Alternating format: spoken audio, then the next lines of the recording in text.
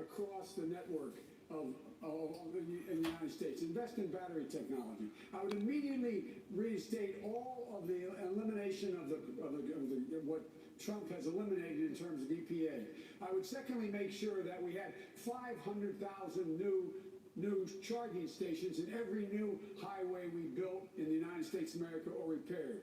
I would make sure that we, once again, made sure that we got the mileage standards back up, which would have saved over 12 billion barrels of oil had he not walked away from it. And I would invest in rail. Rail can take hundreds of thousands, millions of cars off the road if we have high-speed rail. Thank you, Mr. Vice President. I want to get some of the rest of you in on this because y'all have plans. Yeah. Mayor Bloomberg, let me read what you said about this issue. You said you want to intensify U.S. and international actions to stop the expansion of coal. How exactly are you going to do that? Well, already we've closed 304 out of the 530 coal-fired power plants in the United States. And we've closed 80 out of the 200 or 300 that are in Europe.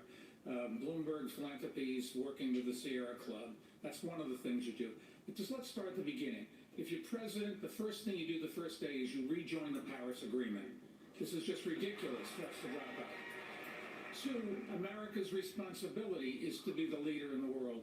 And if we don't, we're the ones that are going to get hurt just as much as anybody else. And that's why I don't want to have us cut off all relationships with China, because you will never solve this problem without China and India, Western Europe, and America. That's for most of the greenhouse gas. Let me just finish one other thing. I believe, and you can tell me whether this is right, that the solar array that the Vice President was talking about is being closed because it's not economic, that you can put solar panels in into modern technology, even more modern than that. Mayor, I want to let Senator Warren jump in there just because you've said something that's really specific to Nevada. And the tension here in this state is between people who want renewable energy and people who want conservation on public lands. 85% of Nevada is managed by the federal government. You have said that you are going to have an executive order that would stop drilling on public land, stop mining, which is a huge industry here. You got to have lithium, you got to have copper for renewable energy. How do you do that? So look, I think we should stop all new drilling and mining on public lands and all offshore drilling. If we need to make exceptions because there are specific minerals that we've got to have access to, then we locate those and we do it not in a way that just is about the profits of giant industries, but in a way that is sustainable for the environment. We cannot continue to let our public lands be used for profits by those who don't care about our environment and are not making it better. Look, I'm going to say something that is really controversial in Washington, but I think I'm safe to say this here in Nevada. I believe in science, and I believe that the way that we're going to deal with this problem is that we are going to increase by tenfold our investment in science. There's an upcoming $27 trillion market worldwide for green, and much of what is needed has not yet been invented. My proposal is let's invent it here in the United States and then say, we invent it in the U.S., you've got to build it in the U.S. That's a million new manufacturing We're going to stick to this topic, but Senator Sanders, I'm going to move to fracking. You want a total ban on natural gas extraction, fracking in the next 5 years. The industry obviously supports a lot of jobs around the country, including thousands in the battleground state of Pennsylvania. One unit official there told the New York Times, quote, if we end up with a Democratic candidate that supports a fracking ban, I'm going to tell my members that either you don't vote or you vote for the other guy.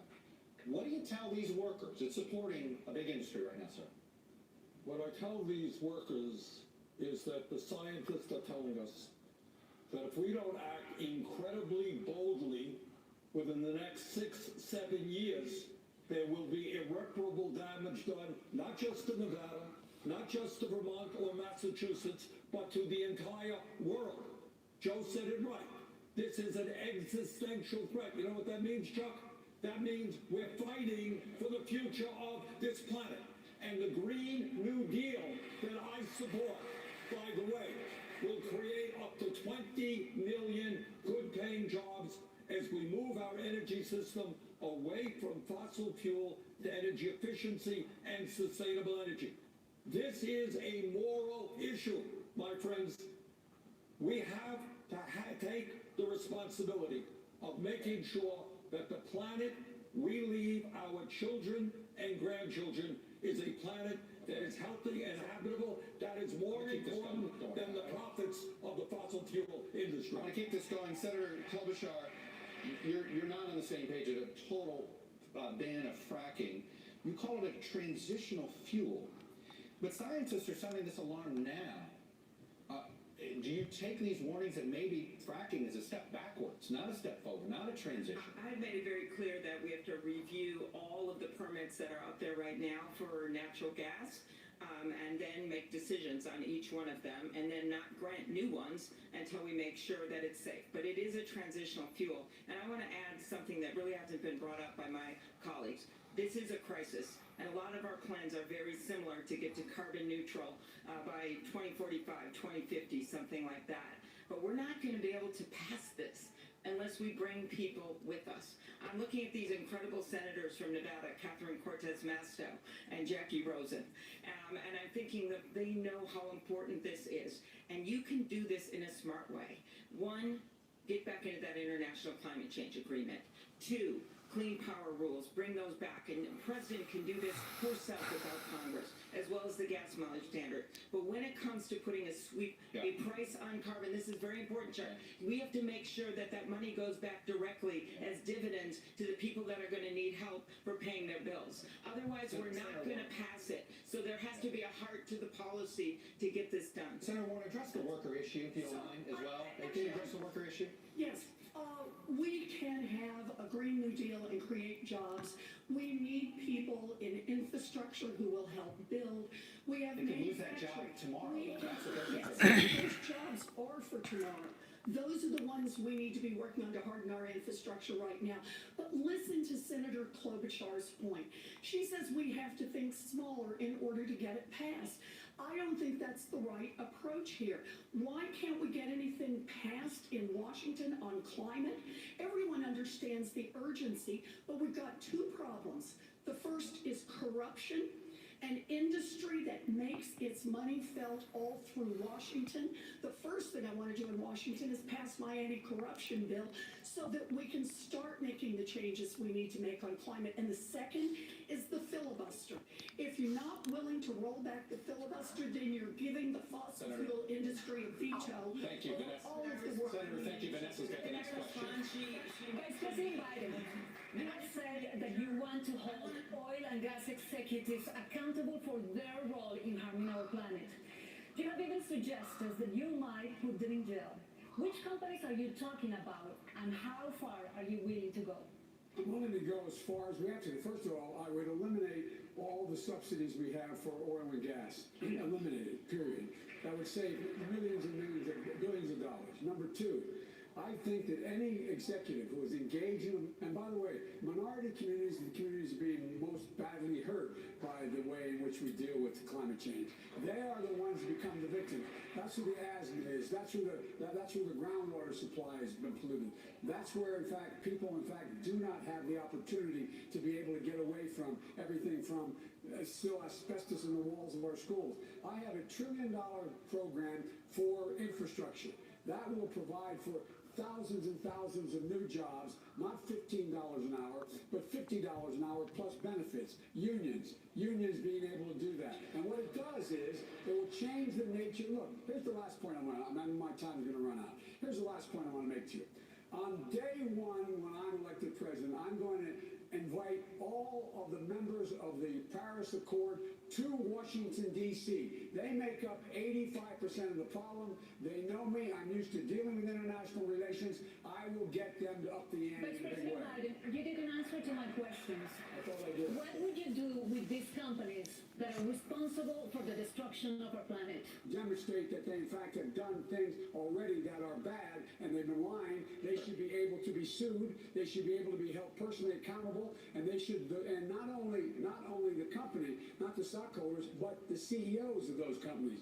They should be engaged. And it's a little bit like, look, this is the industry we should be able to sue. We should go after, just like we did the drug companies, just like we did with the tobacco companies. The only company we can't go after are gun manufacturers, because my buddy here, but that's a different issue. We're going to stay on the topic.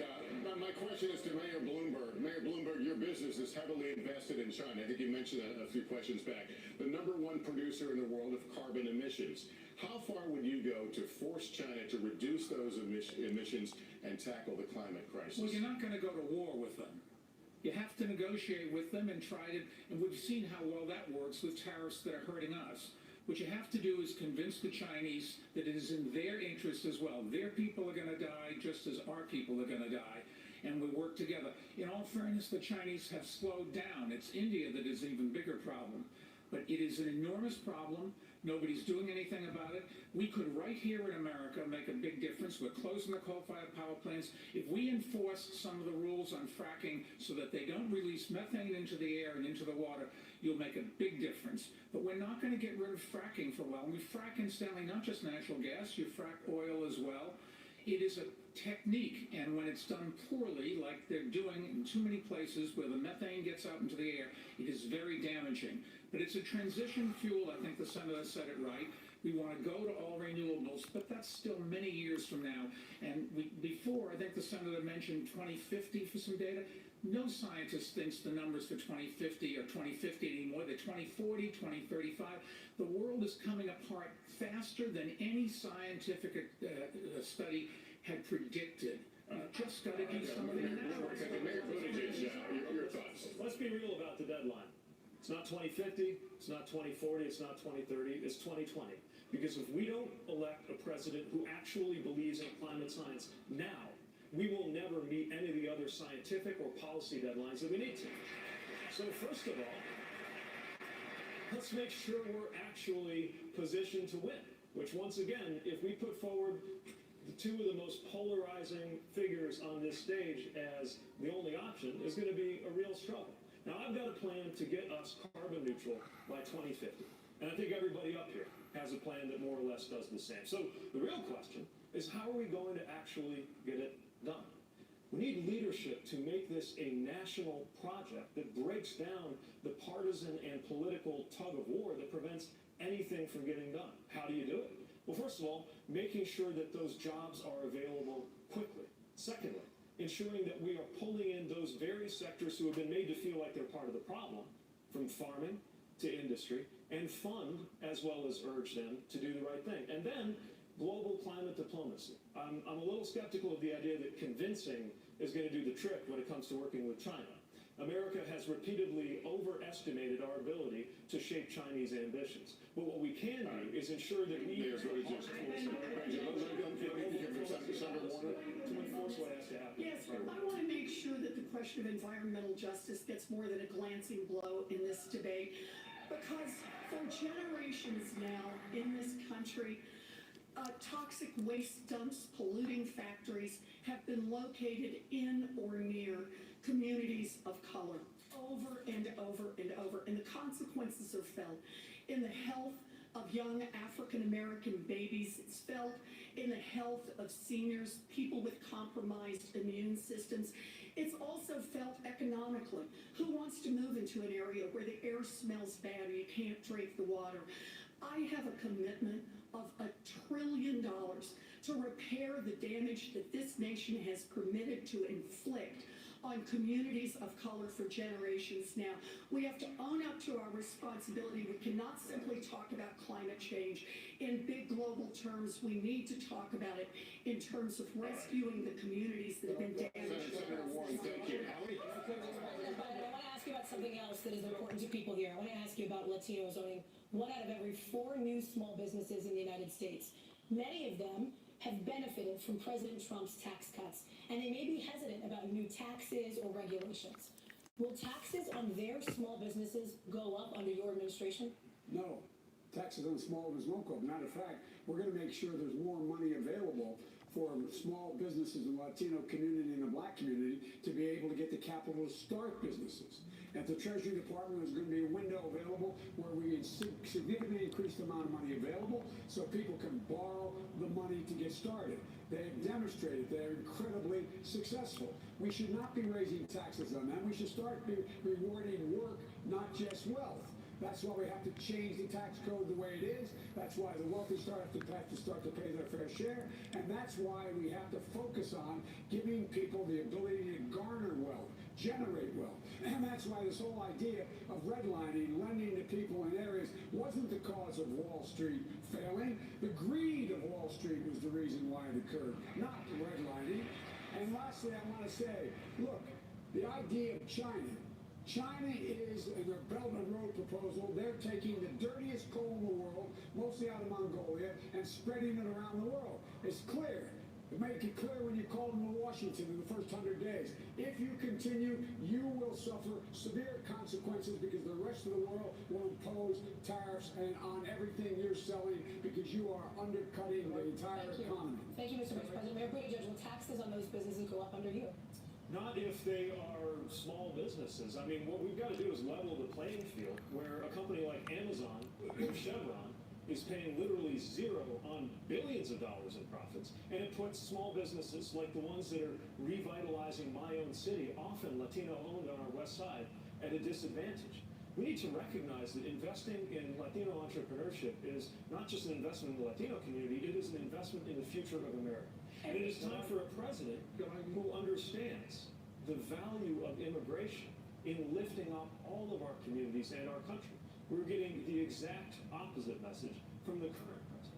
And it is time to recognize not just the diversity of the Latino community, but the importance of issues like economic empowerment. We have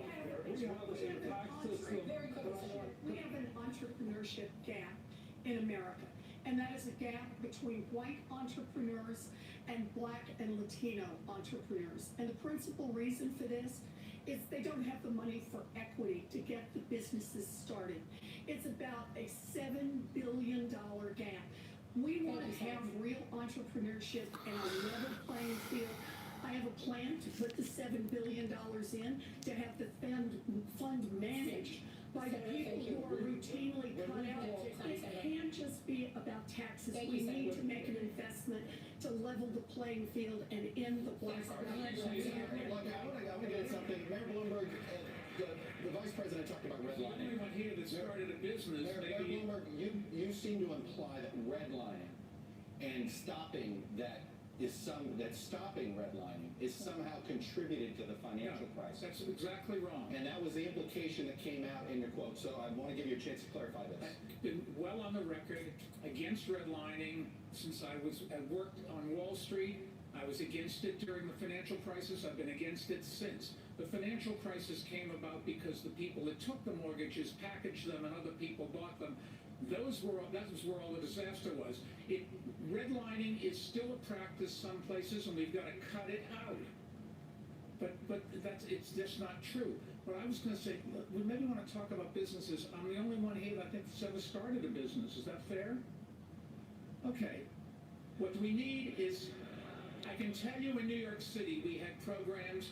There are mentoring programs for young business people so they can learn how to start a business. We had programs that could get them seed capital. We had programs to get branch banking in their neighborhoods, because if you don't have a branch bank there, you can't get a checking account. Can't get a checking account, you can't get a loan, you can't get a loan, you can't get a mortgage, then you don't have any wealth.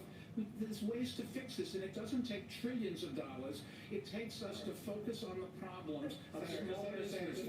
45 seconds, and we're going to move on. Senator Sanders, 45 seconds. Yes, you know, when we talk about a corrupt political system bought by billionaires like Mr. Bloomberg, it manifests itself in a tax code in which not only is Amazon and many other major corporations, some owned by the wealthiest people in this country, not paying a nickel in taxes, we have the insane situation that billionaires today, if you can believe it, have an effective tax rate lower than the middle class.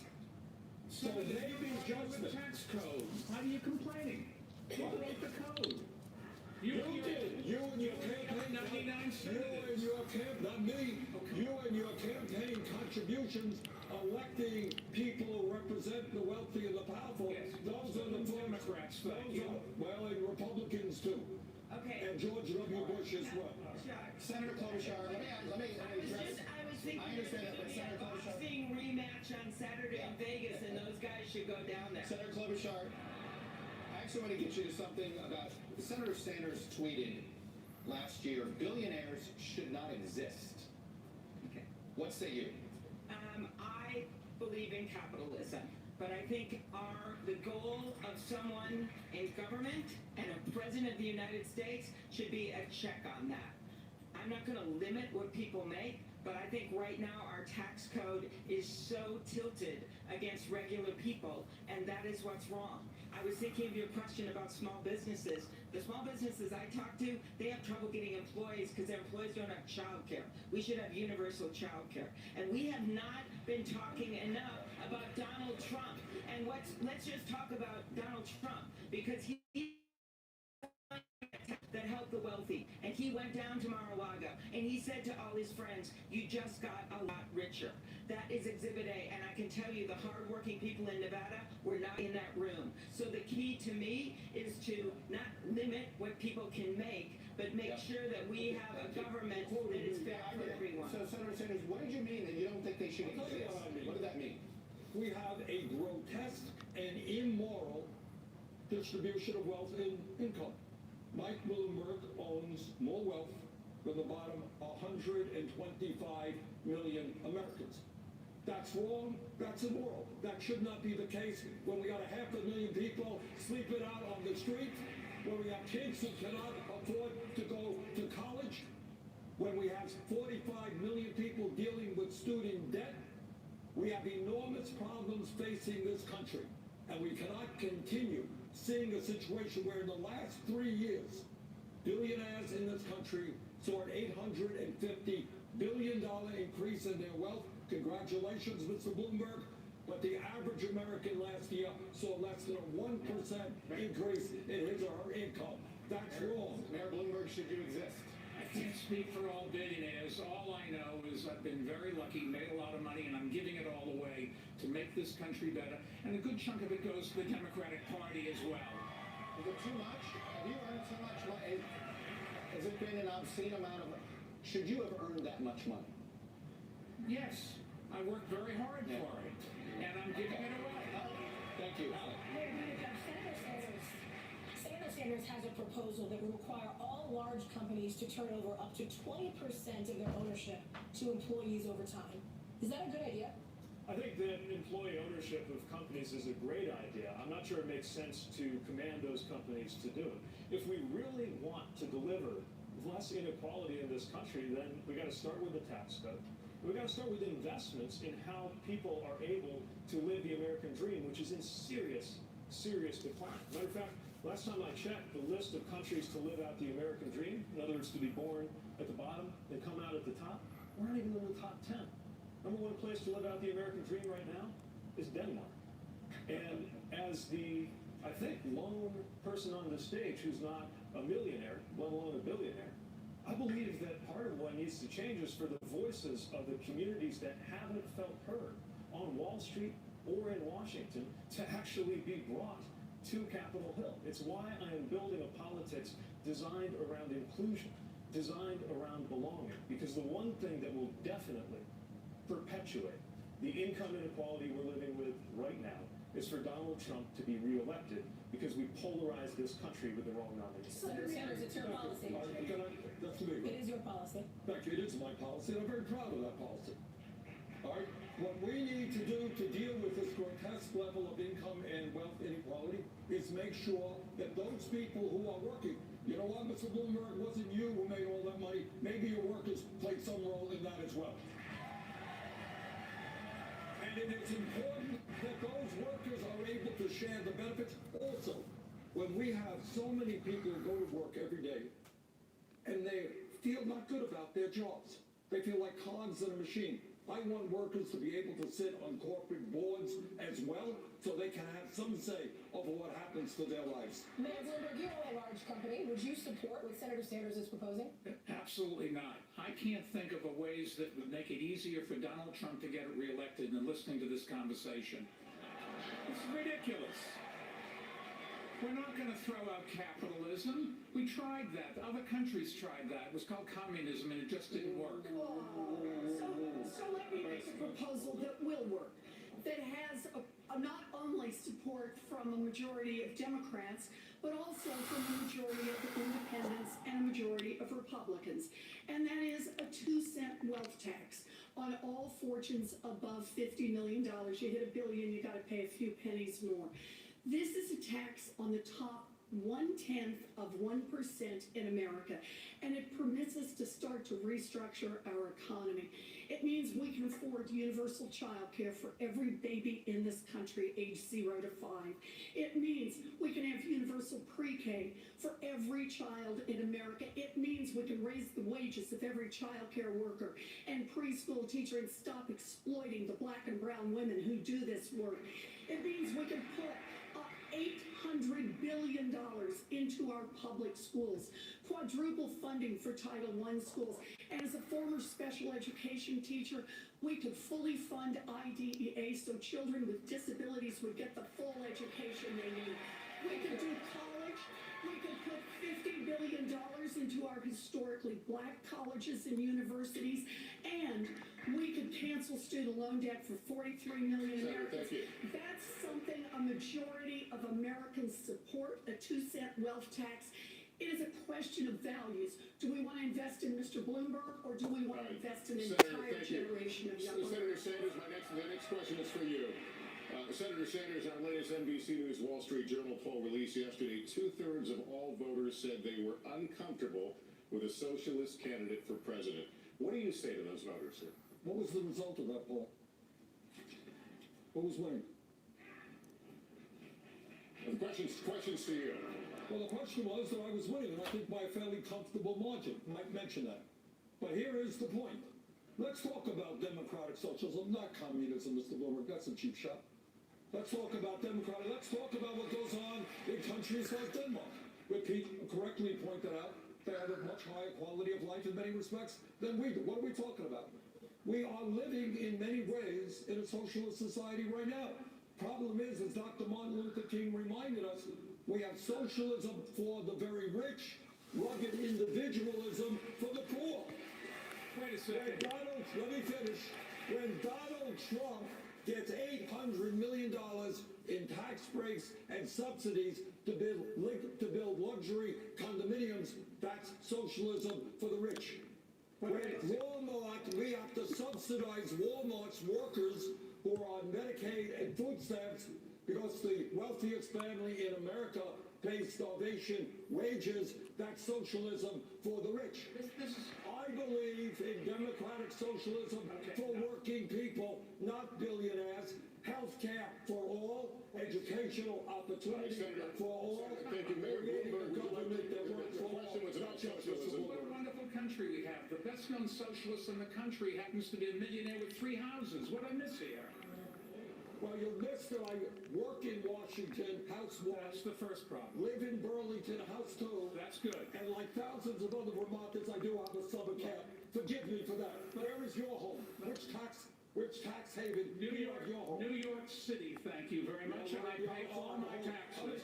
And I'm happy to do it because I get something for it. And let me say, I thought that the senator next to me was half right.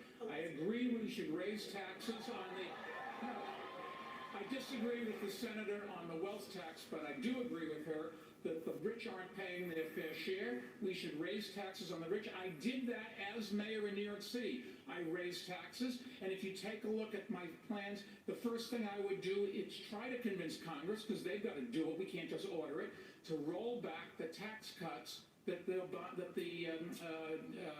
Trump administration put in with through Congress. All right, Vice President Biden, weigh in on this question of Americans' feeling about socialist candidates. Well, look, let me weigh in on, for 36 years and as vice president, I was listed as the poorest man in Congress. I made money when I wrote a book about my son, and it surprised me how much it sold. First time I ever made any money. And here's the deal. The fact is that we ought to start rewarding work, not just wealth. The idea that we have a tax rate for corporate America at 21% is ridiculous. It should be at 28%. That would raise almost $800 billion a year. The idea that we have companies not paying anything at all. They should have a minimum tax of 15%. That would raise another $740 billion a year. The idea that you're able to have a capital gains tax that you pay at the rate of 20% if you are if you are Mike Bloomberg or whomever, it has a whole lot of money, and someone else is paying at your staffer is paying at 25% is wrong. That would raise another $800 billion. We should be rewarding work, not just wealth. And the American people, the middle class is getting killed, and the poor have no way up. All right. Vice President Biden, thank you. Chuck, I want to get you in on this because, you know, in 2000, you wrote an award-winning essay. You praised Senator Sanders. You specifically praised him for embracing socialism. You have now since said that you're concerned about his policies. But I am curious about this. Are you out of touch with your own generation? Millennials, by a big chunk, embrace his version of democratic socialism. You do not. Are you out of touch with your generation?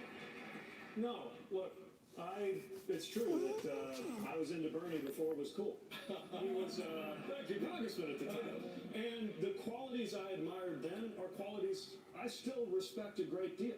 I never said that I agree with every part of his policy views, then or now, but I appreciate that at least he's straightforward and honest about it. He's honest about the fact that taxes will go up on anybody making more than $29,000 to fund his health care plan. Although, again, a little bit vague about how the rest of that... You're not being honest. The premiums should be eliminated.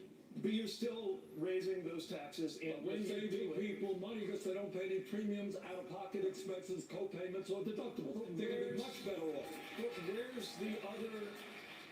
where's the other $25 trillion supposed to come from?